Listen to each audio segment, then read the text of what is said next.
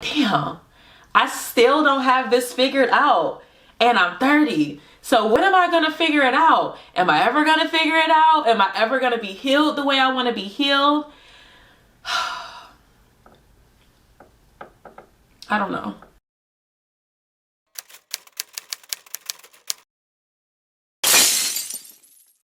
Hey y'all, I know it has been a while since I sat down and recorded, but life be lifing and I'm going through a very hard transformational period in my life. And so today's video is just gonna be more of a life update, but also hopefully something that other people resonate with so that you feel like you're not alone. I'm also secretly hoping that somebody out there has been through this situation and they can give me a little bit of guidance just to help me get through this phase in my life, because I am very much struggling. If you follow my channel and you've tuned into my live streams, you know that I've had this anxiety about turning 30 for a long time now.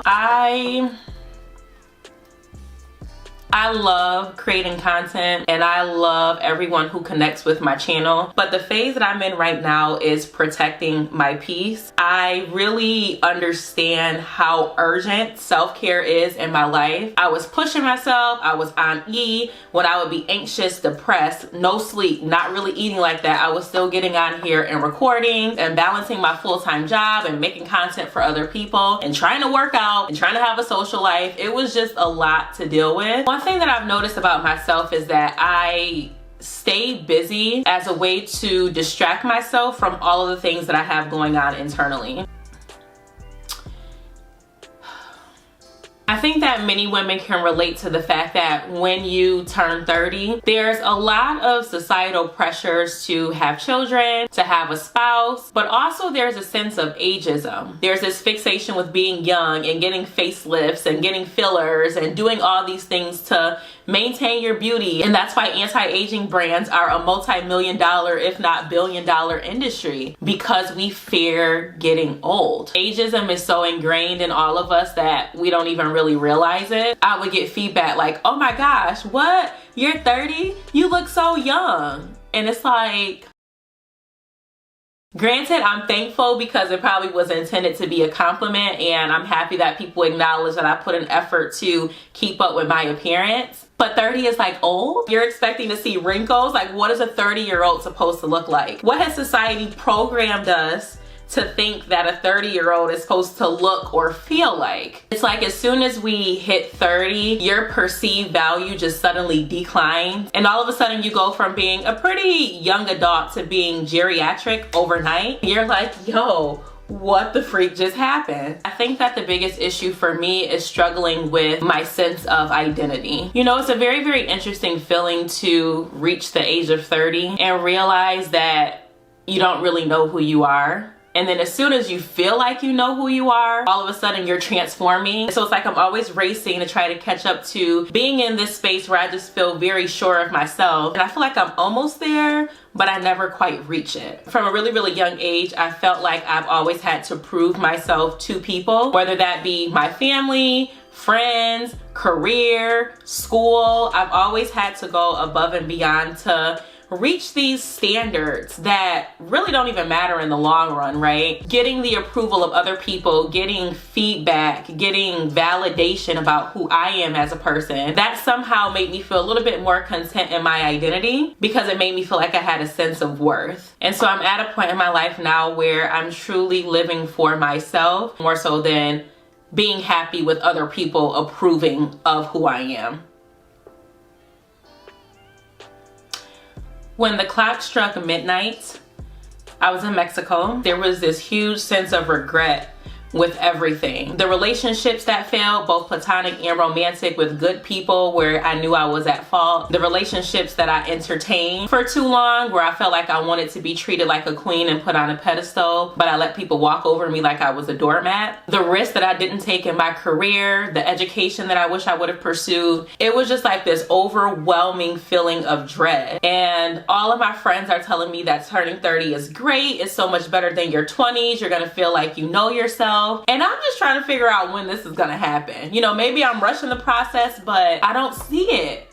I just don't see it. And maybe I'm not putting myself in the right headspace. Maybe I'm just being too negative and hard on myself. But if anything, I feel more pressure now than ever, because I think that in your 20s, we give people a little bit of leeway. You're still figuring it out. You're still a youthful person. You're an adult, but people who are older than you know you're not an adult for real, because there's still so much to learn. But then it's like, if you're still figuring things out when you're in your 30s, then I think people start to look at you like you're crazy. Like, okay, what's going on? Why aren't you progressing? Why are you being stagnant? Why are you complacent? And then of course, the messaging that we see on social media that as soon as you hit 30, your looks just suddenly take a plunge. You're not desirable. You'll never be picked over someone who's younger in their 20s. And so you have all of these different messages and you're like, okay, I'm trying to be very positive. I'm trying to be in a good headspace. Positive affirmations, love yourself. But then you have all of these different negative messages coming from everywhere, and it's pressure. It's like when there's a dam or there's a pipe, and no matter what the climate is like, whether you're experiencing cold days,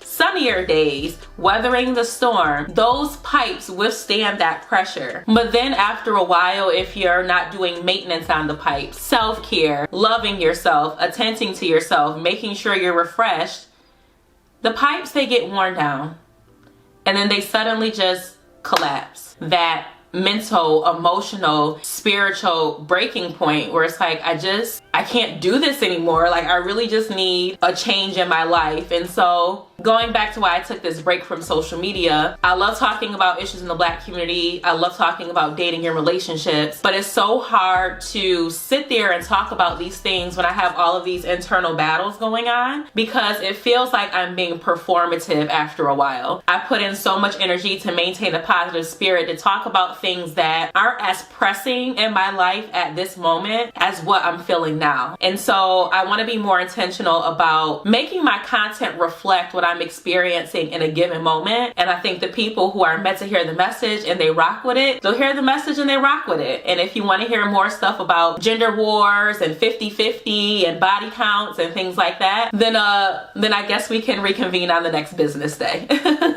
Literally on my birthday, I had already lied about my age. I was out at a club. You know, people are coming up and saying happy birthday. They asked how old I turned, and I lied and said I was still in my 20s. And that was a moment of reflection for myself, because I realized that I have an issue with letting go. And in that moment, I just wanted one more night. I wanted a little bit more time to feel like I was still in this phase of it being okay to still figure things out. And so I lied about my age. And then I lied about my age again. I did lie about my age probably 2 times when I was in Mexico, and I felt horrible about it because I don't like lying. But it's like I almost tried to recreate this identity to fit what I felt I should be or what I wanted to be. And I find that I actually do that. I have done that more than once in my life. When I get up every day and go to a 9-to-5 that I don't particularly enjoy, I'm kind of faking the funk and pretending to be this bubbly person when I really don't want to be there. I'm now finding that when I go into certain spaces that were enjoyable to me a few years or so ago, I'm pretending to want to be there. Like if I were to go out to a nightclub or someone had a house party, being around people who like to drink all the time, that's not really my vibe anymore. But when I'm in those spaces, it's like I'm trying to force myself to like it, and I'm just changing and everything's changing, but it's staying still at the same time. And I don't really know what to make of it, and I don't quite know if this makes sense. And if it doesn't make sense, then hey, it doesn't make sense to me either, and that's what I'm trying to figure out. But when I'm forced to sit down and be in my thoughts and just sit in silence, that's when all of this comes up, and I realize it's a buildup of things that I've kind of pushed down over the years, and now I'm at the point where it's time to rip off the band-aid, and I don't quite feel like I can be a person that gives and pours into other people until I figure those things out. But I will say this, I am definitely learning to be okay with setting aside time for myself and for establishing boundaries. If I don't want to do something, I'm gonna say no. I'm not gonna push myself to do it. I have personally implemented a few self-care things to treat myself. I get facials, and another thing that I've been doing is buying more fragrances for myself. I don't know about y'all, but when I smell good, I just feel super, super sexy. It boosts my confidence.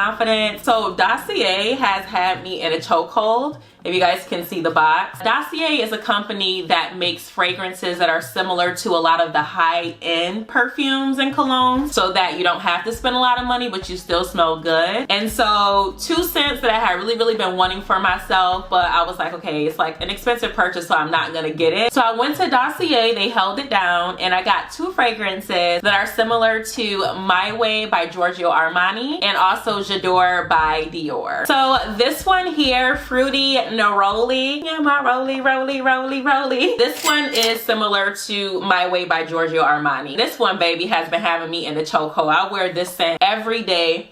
It's super fruity. It just smells really light, very feminine. And so this is like my favorite one. And then the other one, the Fruity Jasmine, is the one that's similar to J'adore by Dior. This is like more of a boss energy scent. So I would probably wear this if I were to be going to work, if I'm wearing something a little bit more professional. It has like a stronger scent, but it's still feminine. I love it. It's just like sweet with a trace of more of like a clean, fresh scent. Something that's kind of bold and commands respect, but it still smells very feminine is the best way that I can describe it. But anyway, I love both of these scents. So ladies, I do recommend that you add them to your collection. I'm gonna make sure that I put the links in my description box in case you want to check them out. But literally, y'all, like a bottle of perfume that probably would cost $100+, you could probably get it on Dossier for under $50. So you definitely save at least half of your money, and that's important, especially around the holiday season, okay? So if you want to cop a gift for a loved one or yourself, hit up Dossier. They do have a money back guarantee, so if you're not happy with your scent, you can send that back. So it's lit, no strings attached.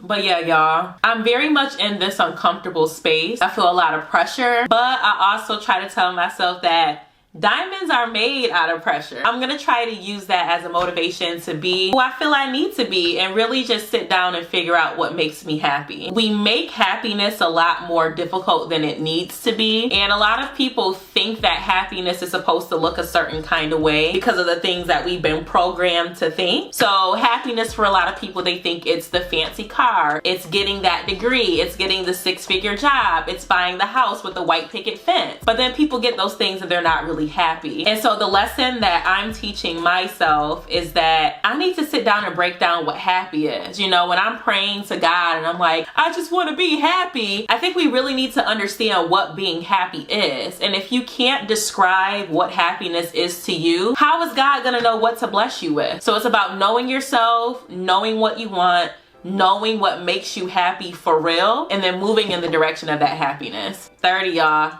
This is the year something gotta shake, because I feel like I've sacrificed too much. I took my whole life, I relocated down to Atlanta, I left friends behind, I left family behind, I left my job behind, my apartment that I love. And so I'm just really hoping that this era in my life helps me see that it was worth it and that I'm not just sitting here feeling like a waste of space. That's really sad to say, but I've had this conversation with myself a lot of times where it's like, why am I here? What is my purpose? And it's really hard when you're just in a rut and your spirit is broken and you might be battling mental health issues, because it's really hard for you to project what a 5-year plan looks like. I know everybody says you should have a 5-year plan. For me, for a long time, it's been hard for me to even come up with a 5-year plan. Of course, I have things that I generally want to achieve, but a 5-year plan, actually having a set action plan, you know what steps you're taking, that's always been hard for me, because a lot of the times, I'm just being real, it's like, okay, how can I figure out how to make it through this day, through this week, through this month? And so much of my energy just goes into making sure I'm good mentally, or trying to be the best that I can be, and making sure I'm here and I'm present, that I often feel like I don't have the mental capacity to think about anything else. But I woke up the other day and I realized that I'm tired of being in that space, and I'm tired of feeling sorry for myself. And I could sit here and point the finger at so many people and so many experiences or challenges that I've faced in my life that have brought me to this point of overthinking and trying to be a perfectionist and just being so hard on myself and being scared to take risks. But at the end of the day, we are responsible for our own healing, and we're honestly responsible for our own happiness. If I can offer any piece of advice to anybody who's still in their 20s, or if you're approaching 30, maybe you're 28, 29. Take risks, that's number one. Your 20s honestly can be seen as a trial period. The perception, again, of being in your 20s is that you're expected to make mistakes, and that's supposed to be your time frame to figure things out. So try things out, and if it doesn't work, pivot. Don't stay in situations too long that aren't serving you. Don't be afraid to start over again, because being in that headspace of building resiliency, building grit, not being afraid of the unknown, that's gonna help you when you get into this era of unknown, which is your 30s plus. And the follow-up to that, truly being able to forgive yourself. Forgive yourself for the bad decisions that you made. Forgive yourself for tolerating disrespect and settling for less than what you deserve. Forgive yourself for not learning from your mistakes. And it's not to say that you shouldn't take accountability for mistakes that you made in the past, but understanding that beating yourself up and remaining in a headspace filled of regret, it's not gonna get you anywhere. And if you stay in that headspace, you'll look up and 10 years later, you'll be in the same spot that you were in before. Damn. All right. I think I'm done here. If you guys have not read this book, this was gifted to me by my friend Osha, and I'm so thankful for this. When Women Pray by T.D. Jakes. Whenever I'm feeling very overwhelmed with my feelings, I open up a chapter of this book, and literally the chapter resonates with what I'm feeling in that moment. When Women Pray by T.D. Jakes, very motivational. So I guess with that in mind, I'm gonna continue focusing on self-care. Maybe I'll see you guys in a couple days. Maybe I'll see you next week. But when I do see you again, it's when I felt like it was right for me. 30 is here, and I'm just really trying to put myself in a space of embracing it, and I'm terrified and I don't know what's next. I'm hoping that is great, but it can't be this because I'm tired. But I hope that you got something out of this video, and if you have any words of encouragement for me, any guidance, I would so appreciate it. And as always, stay safe, stay blessed, and until next time, y'all, bye.